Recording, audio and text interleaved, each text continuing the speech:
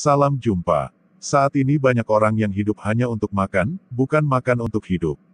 Melihat fenomena semacam ini tidak heran bila ada orang yang suka memanjakan perutnya yang disertai dengan kantung dompetnya yang tebal. Hal ini akan mendorong untuk mendapatkan makanan yang mereka sukai dengan mudah. Sebagai orang yang percaya, kita pun perlu waspada terhadap godaan makanan. Karena kalau kita tidak berhati-hati terhadap godaan makanan, hal itu bisa membahayakan kesehatan tubuh kita. Misalnya, berapa banyak anak-anak Tuhan, bahkan di antara para hamba Tuhan yang jatuh sakit karena tidak bisa menahan diri terhadap godaan makanan. Sehingga hal itu akan mengganggu kelangsungan dari pelayanan yang Tuhan percayakan kepada kita. Rasul Paulus dalam 1 Korintus 6:12 mengatakan, "Segala sesuatu halal bagiku, tetapi bukan semuanya berguna. Segala sesuatu halal bagiku, tetapi aku tidak membiarkan diriku diperhamba oleh sesuatu apapun." Ayat ini menyatakan bahwa hidup kita sebagai orang Kristen penuh dengan kebebasan.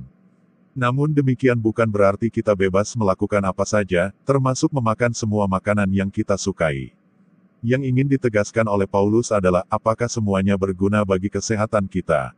Mungkin kita bisa mengendalikan kebutuhan seksual, kekayaan, kedudukan, namun untuk masalah makanan apakah kita bisa menahan diri?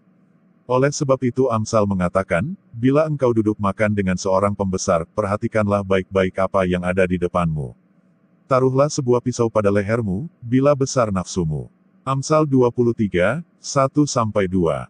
Ini berarti betapa pentingnya kita sebagai orang percaya untuk dapat mengendalikan diri terhadap nafsu duniawi, termasuk di dalamnya makanan.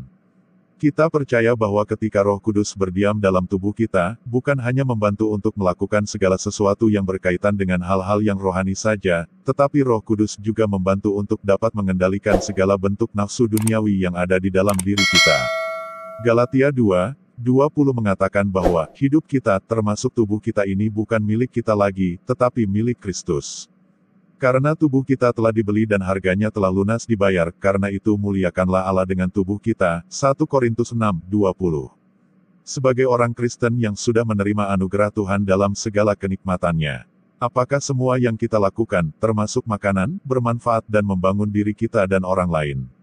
Dan yang terpenting apakah hal tersebut dapat memuliakan Tuhan? Jadi, marilah kita pergunakan muliakanlah tubuh kita untuk memuliakan Tuhan, bukan untuk memuaskan keinginan duniawi. Tuhan memberkati. Sampai jumpa.